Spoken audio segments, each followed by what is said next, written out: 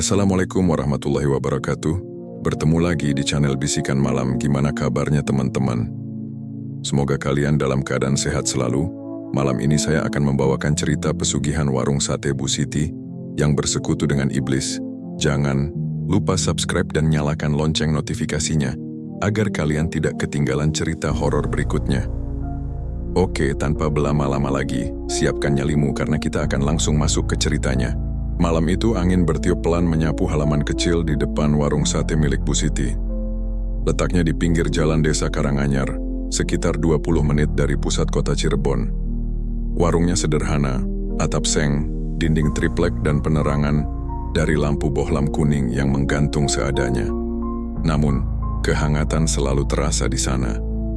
Asap dari pembakaran sate menari-nari di udara, menyebarkan aroma daging yang dibakar sempurna. Bu Siti, perempuan berusia 45 tahun, berdiri di depan panggangan. Ia mengenakan daster batik yang sudah luntur warnanya dan kerudung panjang yang dilipat ke belakang. Tangannya terampil membolak-balik sate di atas bara, sesekali menyapukan kuas dari serabut kelapa yang dicelupkan ke dalam bumbu kacang kental. Di balik meja kayu, suaminya, Pak Bambang, mencatat pesanan dan menyiapkan lontong. Lelaki itu tak banyak bicara tapi selalu sigap membantu. Mereka berdua sudah membuka warung itu lebih dari 8 tahun. Tak mewah tapi cukup untuk memenuhi kebutuhan harian. Bu, tambah 2 porsi sate ayam ya. Lontongnya 1, nasi 1. Ujar seorang pelanggan tetap Pak Udin sambil duduk di kursi plastik dekat tembok. Siap Pak Udin, tunggu sebentar. Ya, sahut Bu Siti ramah. Senyumnya tulus, matanya menyipit tertutup keriput bahagia. Warung itu memang bukan yang terbaik di kota, tapi dikenal karena kejujuran dan rasa masakannya yang rumahan. Bu Siti selalu memilih daging segar, meracik bumbu sendiri, dan tak pernah curang. Banyak pelanggan setia datang hanya karena suka suasana hangat warung kecil itu. Namun, semuanya mulai berubah saat 3 bulan lalu, sebuah warung sate baru dibuka, sekitar 100 meter dari warung Bu Siti. Warung itu milik Bu Nur, perempuan yang lebih muda sekitar 5 tahun dari Bu Siti. Dia dulunya hanya pedagang gorengan di pasar, tapi entah bagaimana, mendadak punya modal besar dan membuka warung modern lengkap dengan kursi kayu jati, lampu gantung cantik, bahkan live music akustik di akhir pekan. Menu satenya pun macam-macam. Sate marangi, sate taichan, sampai sate kambing muda yang empuk luar biasa. Awalnya Bu Siti tak begitu peduli. Ia percaya rezeki sudah ada yang mengatur. Tapi makin hari, pelanggan makin sedikit. Bahkan Pak Udin pun tak lagi datang.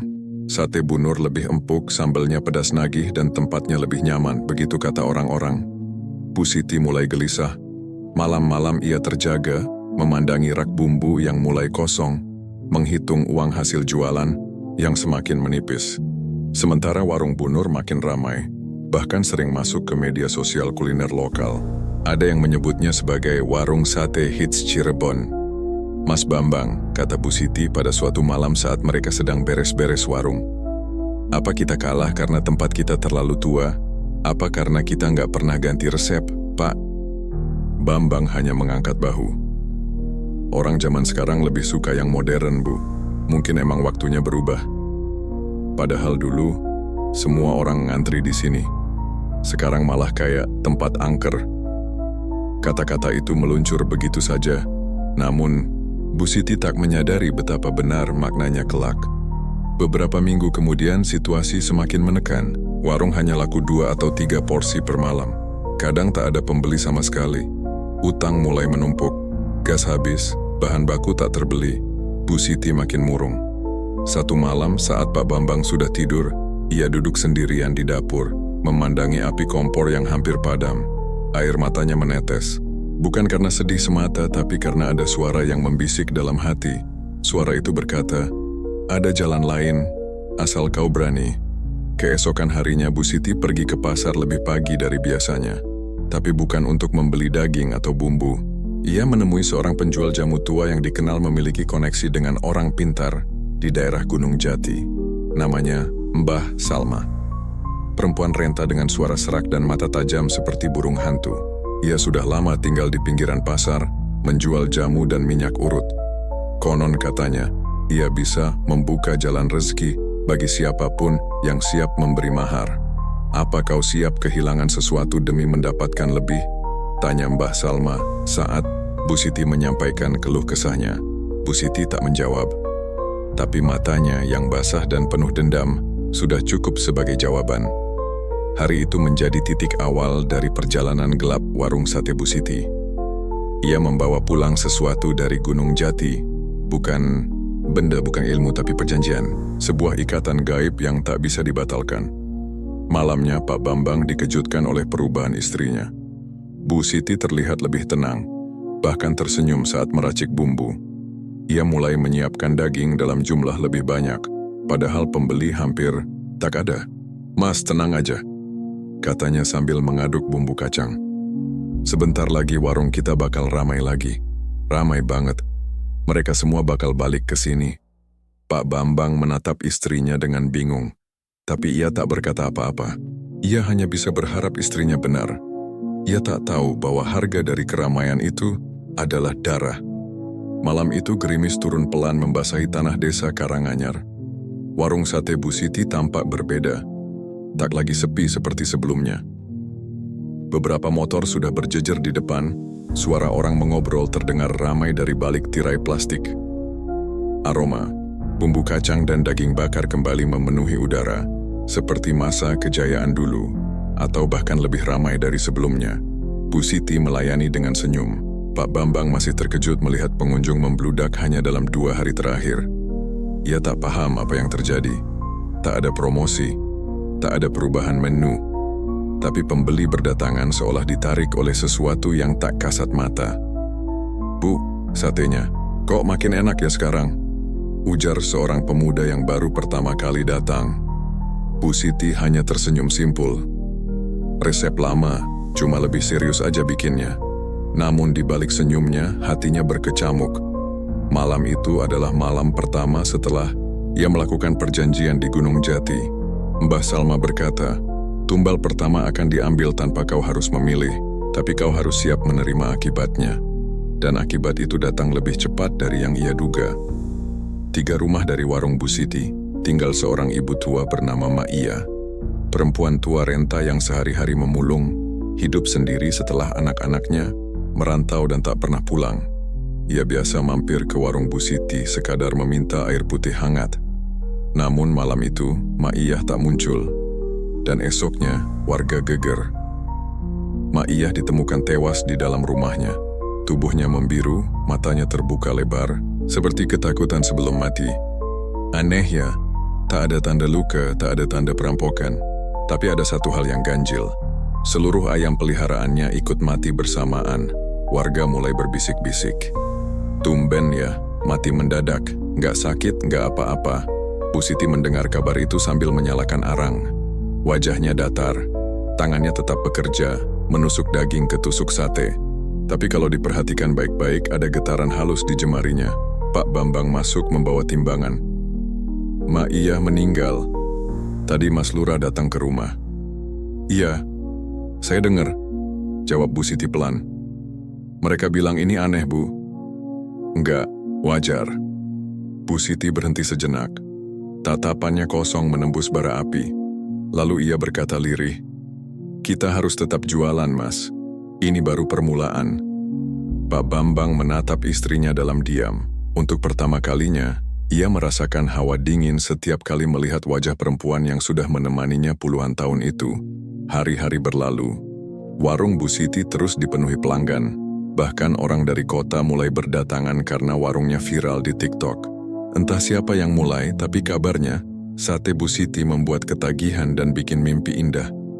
Di sisi lain, warga mulai resah. Dalam waktu 3 bulan, 2 kejadian misterius kembali terjadi. Seorang anak kecil tetangga mereka jatuh ke sumur tanpa alasan jelas. Padahal sumur itu sudah lama ditutup. Tak lama kemudian, seorang remaja yang suka nongkrong di depan warung Bu Siti ditemukan pingsan di kebun dengan tubuh kaku dan mulut berbusa. Ia selamat, tapi sejak itu jadi pendiam dan linglung. Desas-desus mulai menyebar. Beberapa orang curiga, tapi tak berani menuduh langsung. Warung Bu Siti kini seperti tempat suci bagi banyak orang, terlalu ramai, terlalu disukai, terlalu aneh untuk warung kecil biasa. Pak Bambang makin tak tenang. Ia sering bangun tengah malam mendengar suara tangisan dari dapur. Kadang terdengar suara ayam disembelih, padahal tak ada siapa-siapa. Satu malam ia mendengar suara istrinya berbicara, "Sendiri, aku sudah kasih 1, ini 2, jangan ganggu kami."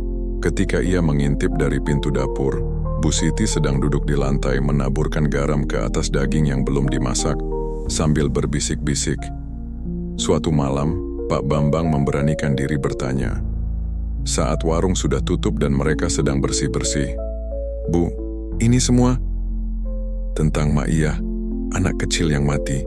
Anak remaja itu, apa ada hubungannya sama?" Bu Siti menoleh cepat. "Jangan tanya, jangan ganggu. Ini untuk kita, Mas. Kita yang selama ini dicampakan. Aku cuma pengen kita balik dihargai. Tapi, kalau harganya nyawa orang lain," Bu Siti membanting baskom berisi sisa sate. "Kita udah jalan sejauh ini. Mau mundur? Sekarang semua orang manggil kita juragan. Mau balik ke dapur sepi dan utang numpuk?" Pak Bambang terdiam. Ia melihat matanya sendiri dalam pantulan kaca jendela. Bukan lagi pria sederhana yang dulu. Kini ia adalah bagian dari sesuatu yang kelam, dan ia tak tahu caranya kembali. Di luar, malam makin dingin. Tapi warung sate Bu Siti tetap menyala terang. Asapnya mengepul ke langit seperti dupa ritual. Dan di pojok jalan, tempat di mana tak ada yang pernah menoleh, ada sesosok bayangan berdiri diam, tinggi, hitam dengan mata merah menyala. Ia menatap warung itu, menunggu giliran berikutnya. Tahun demi tahun berlalu, warung sate Bu Siti berubah drastis. Dulu warung kecil dari triplek dan seng, kini sudah berdinding bata, ber-AC, dan memiliki cabang di 2 lokasi lain. Nama warung sate Bu Siti Cirebon asli menjadi merek yang dikenal luas. Banyak food vlogger datang untuk meliput, dan ulasan di internet selalu memberi 5 bintang. Tapi di balik setiap piring sate yang ludes disantap pembeli, ada harga yang tak terlihat, nyawa. Pesugihan itu menuntut 1 tumbal setiap tahun.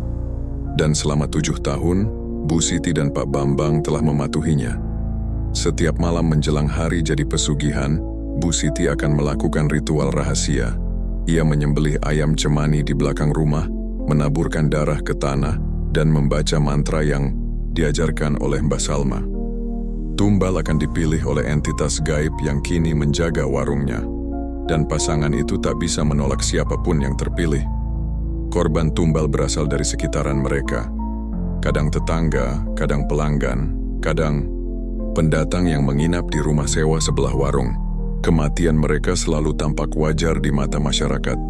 Kecelakaan, serangan jantung, tersesat di sawah. Tapi bagi Bu Siti dan Pak Bambang, setiap nyawa itu adalah perpanjangan kontrak dan jaminan kesuksesan mereka.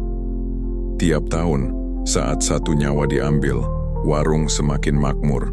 Setiap cabang warung selalu ramai, selalu viral, seolah-olah sate mereka tak bisa ditandingi siapapun. Namun di balik kejayaan itu, kehidupan rumah tangga mereka perlahan menjadi dingin. Pak Bambang sering termenung sendiri. Ia sudah lelah dihantui mimpi buruk. Sosok hitam tinggi dengan kepala sapi selalu datang di tidurnya, menuntut darah, menatapnya seolah ingin menelan jiwanya. Ia pernah mencoba bicara dengan Bu Siti. "Apa enggak cukup, Bu? Udah 7 tahun, kita bisa berhenti." Bu Siti hanya tersenyum kecil tapi matanya kosong. "Berhenti? Kita bukan manusia biasa lagi, Mas. Kita sudah jadi bagian dari mereka." Sejak itu Pak Bambang berhenti berbicara soal tobat. Ia tahu, istrinya bukan lagi Bu Siti yang dulu. Ia berubah, dingin, tertutup, kadang berbicara sendiri tengah malam. Ia lebih banyak menghabiskan waktu di ruang belakang. Ruangan yang dulunya hanya gudang, tapi sekarang berisi dupa, sesajen, dan kain kafan hitam. Tahun ke-7 datang seperti badai. Malam-malam terasa lebih gelap dari biasanya. Langit tampak berat dan burung-burung tak lagi berkicau di pagi hari. Suatu malam Pak Bambang bermimpi istrinya diseret oleh makhluk besar berkepala kambing ke sebuah sumur tua. Ia terbangun dengan peluh dingin dan napas tak beraturan. Keesokan paginya Bu Siti menghilang. Pak Bambang mencarinya kemana-mana.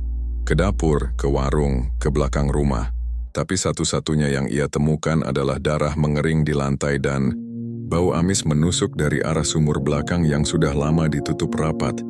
Tanpa jejak, tanpa suara, Bu Siti lenyap seperti asap. Sejak saat itu warung ditutup. Orang-orang bertanya-tanya, tapi Pak Bambang hanya mengatakan istrinya pergi mendadak. Ia menjual cabang warung satu persatu. Uang hasil penjualan disumbangkan ke masjid dan panti asuhan. Ia mencukur rambutnya, memakai baju putih, dan menghabiskan hari-harinya menjadi penjaga makam tua di Gunung Jati. Ia tak pernah menjelaskan apapun ke siapapun, tapi setiap malam ia duduk di tepi sumur tua di belakang rumah, menaburkan bunga dan memandang langit tanpa berkata sepatah kata. Hanya satu hal yang kadang terdengar pelan dari bibirnya, berulang-ulang seperti mantra terbalik. Satu nyawa, satu piring sate, satu dosa. Malam itu hujan turun deras seolah langit sedang menangisi sesuatu. Petir menyambar berulang-ulang, mengguncang langit Karanganyar dan menyisakan gema panjang yang membuat bulu kuduk berdiri. Angin berteriak seperti suara perempuan menangis, suara yang hanya bisa didengar oleh mereka yang pernah membuat perjanjian dengan kegelapan. Bu Siti duduk bersila di ruang belakang, di depan altar sesajen yang selama 7 tahun menjadi tempatnya menyembah penjaga warung. Dupa mengepul pekat memenuhi ruangan dengan bau kemenyan yang menyengat. Di hadapannya tergeletak seekor ayam cemani yang baru saja disembelih. Darahnya ditampung dalam mangkuk tanah liat. Namun malam itu terasa berbeda. Biasanya setelah ritual selesai, ia merasa tenang, bahkan bahagia. Tapi kali ini, sejak pagi hatinya tidak tenang. Tubuhnya terasa berat, matanya gelisah menatap bayangan sendiri. Ia mencoba menyangkal, tapi ia tahu malam ini giliran dirinya. 7 tahun telah berlalu, 7 nyawa telah dikorbankan, dan dalam perjanjian yang dulu dibisikkan oleh Mbah Salma, tertulis satu kalimat yang kini menghantui pikirannya. Jika kau terlalu menikmati hasilnya, maka kau akan jadi bagian dari pembayaran terakhir. Bu Siti ingat jelas bagaimana ia menolak mendengar kalimat itu waktu dulu. Ia terlalu sibuk membayangkan warungnya ramai, hidupnya berubah, suaminya kembali tersenyum. Ia pikir ia bisa mengakali mereka. Tapi malam ini, semuanya datang menagih. Di luar, Pak Bambang gelisah. Ia sudah merasakan firasat buruk sejak beberapa hari terakhir. Bayangan di balik sumur tua makin sering muncul.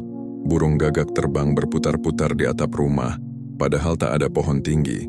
Dan malam ini, ia mendengar suara Bu Siti memanggil dari ruang belakang, namun dengan suara parau yang bukan miliknya. Ia membuka pintu perlahan, dan mendapati istrinya duduk bersila, matanya terpejam, mulutnya bergetar melafalkan mantra-mantra, dalam bahasa yang tak ia kenali. Bu, gumam Pak Bambang. Bu Siti membuka mata, tapi matanya kosong, kulitnya pucat dan senyumnya tidak seperti biasanya. Mas, aku udah tahu, mereka mau aku. Pak Bambang melangkah maju, hendak memegang tangan istrinya. Tapi tiba-tiba, tubuh Bu Siti kejang, cahaya lampu padam. Ruangan gelap seketika hanya tersisa cahaya merah samar dari dupa yang menyala. Lalu terdengar suara, bukan suara manusia, dalam, serak, dan berat, seperti suara yang datang dari dasar bumi. Kau sudah kenyang dengan darah mereka, kini waktumu pelayan setia. Tiba-tiba tubuh Bu Siti terangkat ke udara. Darah dari mangkuk tumpah, melingkar di lantai membentuk pola aneh. Pak Bambang berteriak, mencoba menarik tubuh istrinya, tapi ia terpental ke tembok dan tak bisa bergerak. Tubuhnya kaku, hanya bisa menonton istrinya melayang, menangis dalam diam. Mas, maafin aku, bisik Bu Siti pelan sebelum matanya menutup dan tubuhnya terseret ke balik bayangan gelap yang muncul di pojok ruangan. Sekejap, semuanya sunyi, dupa padam, lampu kembali menyala. Tapi Bu Siti telah lenyap. Tak ada darah, tak ada tanda perlawanan, hanya kain kafan yang tertinggal di lantai, masih basah oleh darah segar. Pagi harinya, warga menemukan Pak Bambang duduk diam di depan warung. Matanya kosong, tubuhnya seperti orang linglung. Ia tak bicara sepatah kata pun. Setelah kejadian itu, Warung ditutup permanen. Rumahnya dibiarkan kosong. Hanya sumur tua yang tetap berdiri di belakang, dipagari bambu kuning oleh warga yang takut tempat itu membawa sial. Orang-orang bilang Bu Siti pergi ke luar kota, tapi mereka yang sensitif tahu, pada malam-malam tertentu, jika kau lewat dekat warung itu, kadang kau akan mencium bau sate terbakar dan mendengar suara perempuan tertawa, diiringi tangis lirih dari dalam sumur. Hari-hari setelah kepergian Bu Siti adalah sunyi yang panjang bagi Pak Bambang. Rumah besar yang dulu dipenuhi tawa dan hiruk-pikuk pelanggan kini hanya menyisakan suara nyamuk dan angin yang menggerakkan tirai usang. Dinding dapur masih berbau, arang, tapi tak ada lagi sate yang dibakar. Kompor dan arang ditinggalkan begitu saja, seperti ditinggal oleh waktu. Pak Bambang menjadi bayang-bayang dari dirinya yang dulu. Wajahnya tirus, tubuhnya semakin kurus. Ia tak lagi bicara dengan siapapun kecuali dengan makam istrinya. Makam kosong yang ia bangun sendiri di belakang rumah. Meski tubuh Bu Siti tak pernah ditemukan, setiap hari ia membawa bunga melati dan duduk bersila di sana, membacakan doa dengan suara serak. Tidak ada yang tahu pasti apa yang ia doakan, tapi air matanya tak pernah absen. Siti, aku ikut salah. Semua ini bukan cuma salahmu. Aku yang membiarkan, aku yang menutup mata. Suatu malam, ia didatangi dalam mimpi oleh seorang lelaki tua berjubah putih. Lelaki itu berdiri di tengah hutan gelap, dikelilingi pohon besar dengan akar menggantung ke tanah. Dari mulut lelaki itu keluar suara berat tapi teduh. Bertobatlah sebelum giliranmu datang. Jalan pulang masih ada, tapi penuh duri. Pak Bambang terbangun dengan peluh membasahi bajunya. Ia tahu ini bukan mimpi biasa. Maka pagi itu juga, ia memberanikan diri naik ke Gunung Jati, tempat ia dan Bu Siti dulu pertama kali menemui Mbah Salma. Tapi kali ini bukan untuk pesugihan. Ia naik dengan kaki telanjang, membawa sekarung sesajen dan Al-Quran lusuh yang dulu ditinggalkan Bu Siti di lemari. Di puncak gunung ia bersimpuh memohon ampun, menangis dalam sujud panjang yang tak pernah ia lakukan selama bertahun-tahun. Ia berteriak memanggil nama Tuhan yang selama ini ia abaikan demi kekayaan. Dan pada malam ketiga, ketika ia sudah hampir pingsan karena lapar dan dingin, sesosok perempuan muncul di antara kabut. Bu Siti, tapi wajahnya pucat, matanya hitam tanpa bola mata, dan tubuhnya mengenakan kain kafan yang berlumuran darah. Mas, tobatlah beneran, jangan cuma takut. Aku udah nggak bisa kembali, tapi Mas masih bisa lepas. Jangan biarkan mereka ambil jiwa Mas juga. Lalu sosok itu lenyap bersama angin. Hanya suara tangisan tertinggal meresap masuk ke tulang. Sepulang dari Gunung Jati, Pak Bambang mengubah hidupnya. Ia jual semua harta tersisa dan menyumbangkan seluruhnya ke panti-panti yatim. Ia tinggal di langgar kecil dekat makam tua, menjadi penjaga dan imam sholat bagi siapapun yang datang. Namun ia tak pernah bisa benar-benar lepas dari bayangan masa lalu. Kadang ia masih melihat wajah-wajah korban tumbal, berdiri diam di bawah pohon warung lamanya. Kadang saat malam sepi, ia mendengar suara sate dibakar, padahal tak ada api. Aku sudah tobat, tapi dosa tak semudah itu pergi, ujarnya sekali pada seorang santri muda yang menemuinya. Santri itu menanyakan kenapa ia selalu menangis setiap malam Jumat Kliwon. Pak Bambang hanya tersenyum getir. Karena di malam itu semua yang pernah kita beri ia datang kembali untuk menagih. Orang-orang kini mengenalnya sebagai Pak Bambang Sang Penjaga. Beberapa anak muda menyebutnya orang suci, tapi ia selalu membantah. Saya bukan orang suci. Saya cuma orang yang terlalu lama tenggelam dalam dosa dan sekarang lagi berenang ke permukaan. Warung itu tetap kosong. Sumur itu tetap dipagari. Tapi kisahnya tetap hidup dari mulut ke mulut. Tentang sepasang suami istri, warung sate yang nikmatnya ganjil dan harga mahal yang harus dibayar untuk kekayaan kilat. Dan Pak Bambang tetap duduk di tepi sumur setiap malam, menaburkan bunga, berdoa, dan menunggu apakah akhirnya ia akan benar-benar dimaafkan. Langit Cirebon mulai sering muram. Hujan turun lebih sering dari biasanya. Dan setiap kali malam Jumat Kliwon tiba, suara aneh dari balik sumur tua di belakang warung Bu Siti kembali terdengar. Gumaman lirih, suara cekikikan perempuan, dan bau amis darah yang menyebar entah dari mana. Warga sudah lama menghindari tempat itu. Bahkan tukang ojek daring yang biasa ngetem di dekat gang, kini lebih memilih putar arah tiap melewati depan rumah bekas warung tersebut. Tapi bagi Pak Bambang, tempat itu bukan sekadar sumber ketakutan, melainkan pintu dari semua dosa yang pernah ia dan istrinya buka. Dan kini, ia ingin menutupnya. Maka pada suatu malam ditemani seorang ustaz muda bernama Raka yang pernah menjadi santri di langgar tempatnya mengabdi, Pak Bambang kembali ke halaman belakang rumah lamanya. Mereka membawa air doa, Al-Quran, dan satu keberanian yang sudah lama terkubur. Di depan sumur tua, bambu kuning penutup pagar sudah lapuk. Tanah di sekitarnya berlendir, dan tanaman di sekelilingnya layu seperti diserap sesuatu dari bawah tanah. Ustaz Raka membuka surah Al-Baqarah. Pak Bambang memegang kendi berisi air doa dan menaburkannya perlahan ke tanah. Tiba-tiba, dari dalam sumur, terdengar suara geraman berat. Tanah bergetar, angin dingin menyapu keras, dan suara jeritan.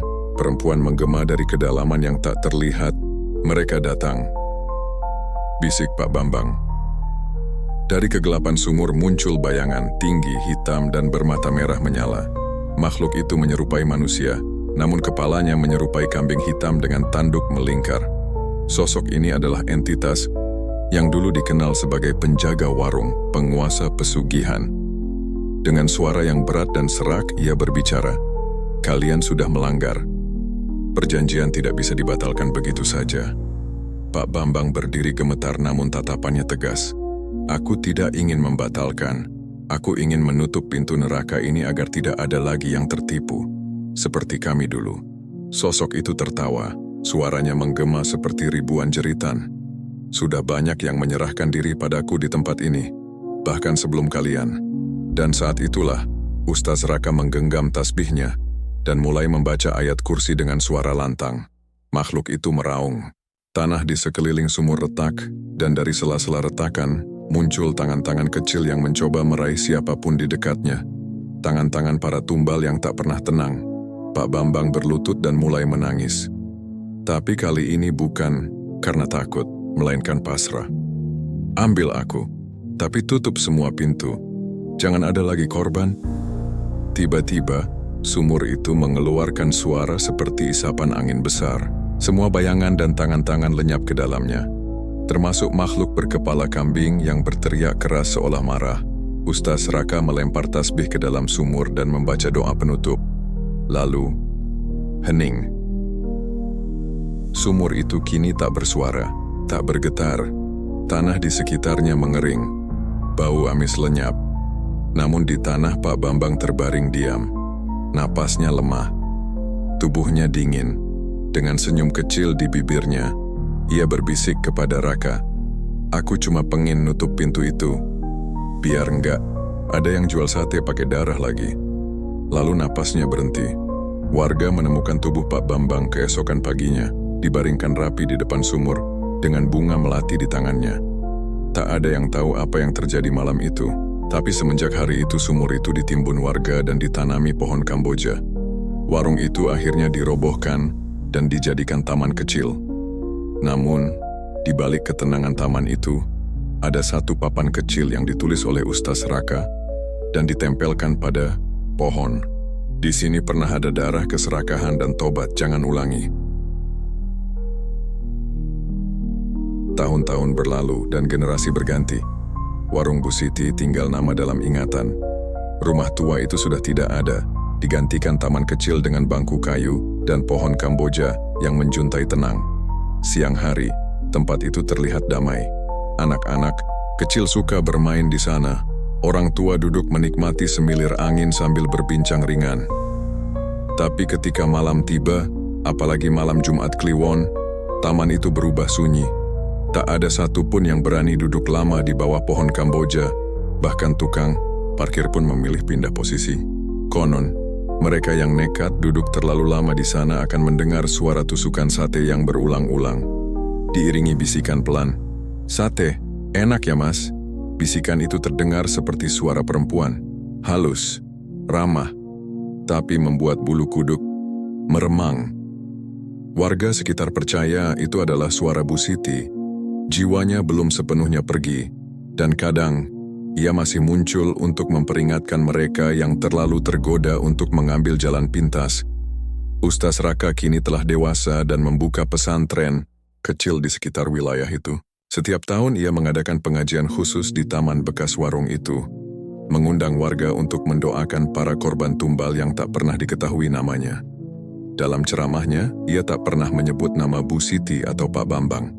Tapi warga tahu, dari caranya memandang pohon Kamboja itu, ada sejarah yang tak bisa dihapus begitu saja. Setan gak pernah datang dengan wajah menyeramkan. Ia datang lewat kemudahan, lewat pintu-pintu yang kita buka karena malas berjuang. Begitu pesan yang sering ia sampaikan. Ada satu cerita yang sempat menggemparkan beberapa tahun lalu. Seorang pemuda dari luar kota yang hendak membuka warung makan di sekitar lokasi taman itu, nekat menggali sedikit tanah untuk membuat saluran air. Baru sedalam 1 meter, ia menemukan balok batu dengan ukiran aneh, seperti simbol mata dan tanduk. Malamnya, ia mengigau parah, menyebut nama Bu Siti berkali-kali, dan berseru ia lapar, haus darah. Keesokan harinya, pemuda itu kabur dari kontrak sewa tanah dan tidak pernah kembali. Galian itu ditutup kembali oleh warga, dan sejak saat itu, tak ada lagi yang berani menggali di sekitar taman. Kini, cerita pesugihan warung sate itu hidup dari mulut ke mulut. Anak-anak muda bercerita dengan berbisik, biasanya saat nongkrong larut malam. Banyak yang menertawakannya, tapi tak sedikit pula yang mengaku melihat sesuatu jika terlalu lama menatap taman dari kejauhan. Kisah itu seperti luka lama yang tak bisa sembuh tapi terus dijadikan pelajaran. Karena di kota ini godaan pesugihan bukan sekadar legenda, ia nyata, ia ada, kadang lewat mimpi, kadang lewat tawaran dari orang tua yang tak pernah terlihat siang hari. Dan seperti Bu Siti dulu, tak semua yang menerima tahu bahwa harga yang dibayar bukan hanya darah orang lain, tapi juga jiwanya sendiri. Taman itu kini dinamakan warga Taman Sate 7 Tumbal. Nama yang tak resmi, tapi lebih dikenal daripada nama asli dari pemerintah daerah. Dan pada malam-malam tertentu, jika kau duduk di bangku kayu itu sendirian, kadang kau akan mencium aroma daging terbakar yang menggoda. Lalu angin dingin datang, membawa bisikan lembut ke telingamu. Kalau kamu ditawarin, kamu mau nggak? Suara bisikan itu mungkin telah mereda, tapi siapa yang bisa menjamin kalau tidak ada warung lain di luar sana yang menyajikan lebih dari sekadar daging dan bumbu kacang? Hati-hati saat kamu merasa makanan terlalu enak untuk jadi kenyataan, karena di balik rasa, mungkin ada nyawa yang dikorbankan. Terima kasih telah menyimak cerita malam ini di Bisikan Malam. Jika kamu merasakan hawa dingin atau mencium aroma sate, jangan menoleh ke belakang. Jangan lupa tekan like kalau kamu suka cerita ini. Subscribe untuk cerita mistis lainnya setiap pekan. Dan nyalakan loncengnya biar kamu jadi yang pertama mendengar bisikan selanjutnya. Tulis di kolom komentar. Pernahkah kamu menemukan warung yang terlalu ramai, terlalu enak, dan terasa tidak wajar? Siapa tahu, kisahmu akan jadi cerita kami berikutnya. Sampai jumpa di malam berikutnya. Dan ingat, jangan pernah sembarangan menerima kekayaan, apalagi dari sumur yang tak memantulkan bayangan. Bisikan Malam, karena malam menyimpan lebih dari sekadar gelap.